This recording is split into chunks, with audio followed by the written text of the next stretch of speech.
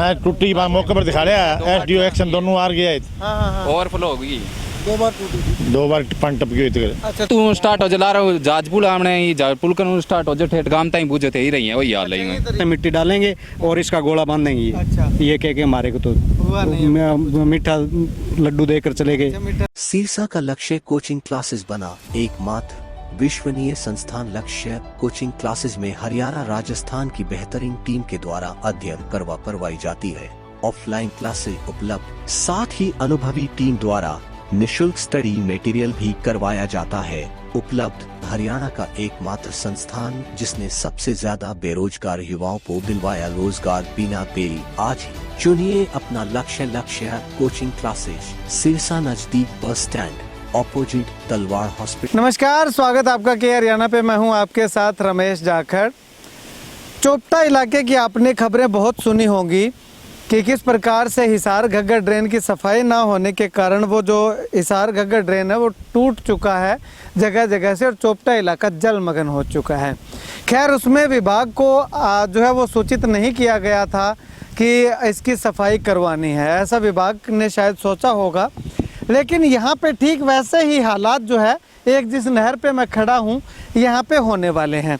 अब आप कहेंगे कि यहाँ पे तो नहर बिल्कुल साफ़ सफाई दिख रही है, बिल्कुल चकाचक दिखाई दे रही है, लेकिन यहाँ से इस तरफ अगर मैं आपको दिखाऊंगा तो ये बिल्कुल चकाचक दिखाई दे रही होगी। हालांकि बीच में थोड़े से पेड़ पौधों का झुकाव जो है वो नहर के अंदर है। इतने से झुकाव से भी कुछ इतना ज़्यादा फर्क नहीं होने वाला कि ये नहर टूट जाए या कुछ हो जाए। तो इसके दूसरी तरफ मैं आपको दिखाऊं उससे पहले मैं आपको बता देना चाहूँगा कि बप्पा पुल के पास मैं मौजूद हूँ और रोडी ब्रांच ये नहर है। तो चलिए अब रोडी ब्रांच की मैं आगे की तस्वीर जो सनसनीखेज तस्वीरें जिसको हम कह सकते हैं वो दिखाऊंगा, तो आप कहेंगे कि वाकई में यहाँ पे लगातार खतरा जो है वो मंडरा रहा है। ये देखिएगा, यहाँ पे ये तस्वीर देखिएगा, इसके ये भी बहुत थोड़ी है, इसके आगे देखिएगा ये नहर जो है उसके बीचों बीच आपको पेड़ जो हैं वो गिरे हुए दिखाई दे रहे होंगे। अब यहाँ से मुझे बताइएगा कि पानी आगे कहाँ निकलेगा, कैसे पानी आगे जाएगा? अगर पानी आगे नहीं जाएगा तो ये इतनी बड़ी नहर है, इतनी बड़ी नहर भरी हुई अगर पानी से होती है तो ये पानी जो है वो आगे नहीं जा पाएगा। पानी का दबाव पीछे बनेगा तो पानी जो है वो कहीं ना कहीं से अपना रास्ता खोजेगा और ये नहर टूटने का खतरा जो है वो लगातार मंडराता रहेगा। अब यहाँ पे ये बात नहीं है कि आसपास कोई ढानी नहीं है, खेत नहीं है। यहाँ दूसरी तरफ मैं आपको तस्वीरें दिखाना चाहूँगा। इस तरफ एक आगे ढानी है, उस तरफ जहाँ स्क्रीन पे आपको दिखाई दे रहा है, यहाँ पेड़ पौधे होने के कारण आपको दिखाई नहीं पड़ रहा होगा। यहाँ पे ये खेत हैं और खेत से आगे इधर देखिएगा एक ये ढानी है। यहाँ इन ढानियों के लोगों को जो है वो हमेशा मुसीबत जो है वो सताती रहती है। तो इन 4-5 किसानों ने मुझे फ़ोन करके बुलाया कि हमारे यहाँ पे इस तरह की समस्या है, इस तरह की परेशानी है। अब इसमें अधिकारियों से भी बातचीत की थी, वो क्या कुछ कहते हैं वो भी हम आपको बताएंगे। उससे पहले यहाँ पे ये किसान जो है इनसे बातचीत करते हैं। अंकल जी, कितनी समस्या होती है आपको जब नहर में पानी चलता है? समस्या है जी, मैं सारी रात गेड़ा मारा आप हाँ। जेबीसी मंगा के मिट्टी गिड़ाई आपकी, फिर माने बोले मैं नहर बंद सफाई करा दिया, मिट्टी गिड़वा दिया, कोई परवाही को नहीं करी, मारी सुनाई को नहीं। अच्छा, पिछली बार टूट गई नहर टूटी मौके पर दिखा लिया, एसडीओ एक्शन दोनों आ गया। ओवरफ्लो हो गई, दो बार पानी टपकी हुई थी। अच्छा, 2 बार पानी टपकी। अच्छा, तो भी बाद में तेपन के को नहीं भी दरखत दुरखत कटवा ए कहो जी बोले बंदी आए, बंदी में कटवा दिया। हां, बंदी में आए, अभी परवाही को नहीं करी। कहानियां है बंदी आई बंदी में करवाऊं। लास्ट 2 महीना बोलने ला रहा है कि बंदी आई बंदी में सफाई करवावा। लास्ट टाइम भी ओवरफ्लो हुई है, भी पहले रजवाए भी ओवरफ्लो हो गयो, नहर भी ओवरफ्लो हो गया और लार पीछे रजवाए टूट भी गयो पहली बार। हाँ, नहर 2 बार ओवरफ्लो हो चुकी है। 2 बार ओवरफ्लो।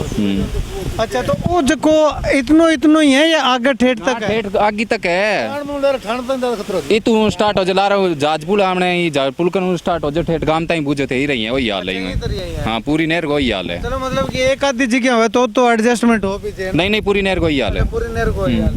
हाँ, तो जी थे आपके स्तर पर प्रयास करे हो भी न काट दें या कुछ और कर दें? करे मैं तो पानी ऊपर करने कसी बंद करी नेर ने। अच्छा। फिर एसडीएम टेलीफोन करो, ठीक है। एसडीएम के जेबीसी भेजी, दल्डो करके यार देखियो जी पानी टूट दी का जी हाँ। अच्छा बड़ा दर्डो करेडो पड़े हाँ जी हजार देखो मौका लास्ट टाइम पानी ओवरफ्लो है अब आप पानी लास्ट टाइम जिको ओवरफ्लो हो बिंग बाद में मिट्टी भी कौन डलवाई बने जैसी भी पटड़ी तोड़वा के और मिट्टी डलवाई है ठीक है अब बोले मैं मिट्टी डलवा दें बाहर यार मिट्टी कौन डाली पटड़ी तोड़ के मिट्टी डाली है बने चलिए वहीं चलते हैं वहाँ वो ओवरफ्लो जहाँ से नहर हुई थी पिछली बार वहाँ चल के देखते हैं क्या हालात हैं। ये तस्वीर देखिएगा, यहाँ पे ये गड्ढा देखिएगा, ये गड्ढा जो है वो कोई जेसीबी से नहीं हुआ है बल्कि यहाँ से पानी जो है वो ओवरफ्लो हो करके नहर के दूसरी तरफ से ये निकला है।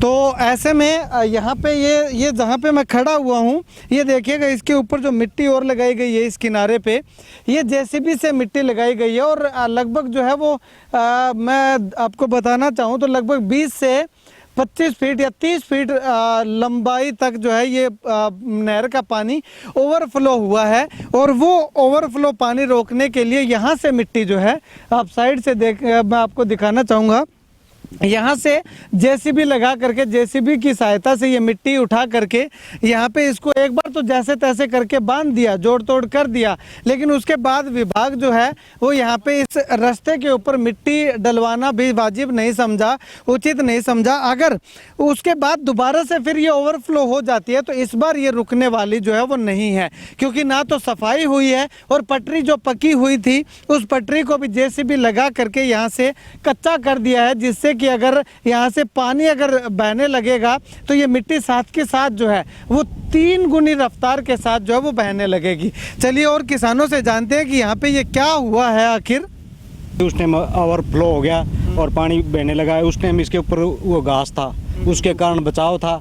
अब ये घास जो जेबीसी से पट दिया, रूटावेटर मारा गया, उससे वो घास तो कट गया और अब मिट्टी रही है, वो घास के कारण बचाव हुआ था। अब ये घास भी नहीं है, बचाव होने का कोई चांस नहीं है इसके अंदर। यानी कि ऊपर से ओवरफ्लो होगी, मिट्टी जाएगी तो ये नहर सारा टूट जाएगा। ये एक बार निकल गई तो कब किसी के हाथ नहीं आएगा कुछ भी, हमारा जो कुछ है सारा खत्म हो जाएगा। तो जेसीबी से ये मिट्टी उखाड़ रहे थे तो आपने बोला नहीं उनको कि वो बोला अब एक बार ये लगा दें फिर बंद हो जाएगी, जब बाहर से मिट्टी लाकर डालेंगे इसका गोला बांध देंगे नहर का, ये इसकी पटरी को पूरी मजबूत कर देंगे। हाँ, बाहर से मिट्टी डालेंगे और इसका गोला बांध देंगे। अच्छा। ये कह के हमारे को तो मीठा लड्डू देकर चले गए। मीठा लड्डू देकर हाँ जी, हमने सोचा चलो ठीक है भाई 5 दिन है 7 दिन है ये टिपाएंगे भाई, 15 दिन बंद होगी उस टाइम करेंगे कुछ इसकी कार्रवाई। अब तक तो हुई नहीं है। ठीक है, शुक्रिया बातचीत के लिए। नहरी विभाग कि देखिएगा किस तरह से किसानों की सुध ले रहा है। नहर की पटरी जो है से पानी ओवरफ्लो हुआ, ओवरफ्लो होने के बाद एक बार जैसे तैसे जोड़ तोड़ कर दिया, उसके बाद जैसे पड़ा हुआ था वैसे का वैसे ही यहाँ पे छोड़ दिया, टूटने को मजबूर इस नहर को दोबारा से। और आगे रास्ता देखिएगा, रास्ता साफ करवाने के लिए हालांकि नहरी विभाग ने जो है फॉरेस्ट डिपार्टमेंट को इसको साफ नहर के अंदर जो वृक्ष हैं, जो पेड़ हैं, उनको काटने के जो है वो लेटर ज़रूर लिख दिया है। एसडीओ साहब से बातचीत हुई कि वो जो है उन्होंने लेटर लिख दिया है और अब आगे फॉरेस्ट डिपार्टमेंट का काम है कि आखिर वो कब इसका जो है वो समाधान करेगा, कब इसको काटेगा। उसके बाद जब फॉरेस्ट डिपार्टमेंट के अधिकारी से हमने बात की तो उनका साफ तौर पे कहना है कि नहरी विभाग के जो अधिकारी हैं वो उनके साथ कंट्रीब्यूशन उनको अगर करेंगे, उनका सहयोग करेंगे तो ही ये जो है वो पॉसिबल हो पाएगा। जब उनसे पूछा गया, दोनों ही अधिकारियों से पूछा गया, 3 दिन बाद शुक्रवार को इस नहर के अंदर पानी आना है, इस नहर में पानी चलना है और उस दौरान अगर ये नहर टूट जाती है तो जिम्मेवार कौन होगा?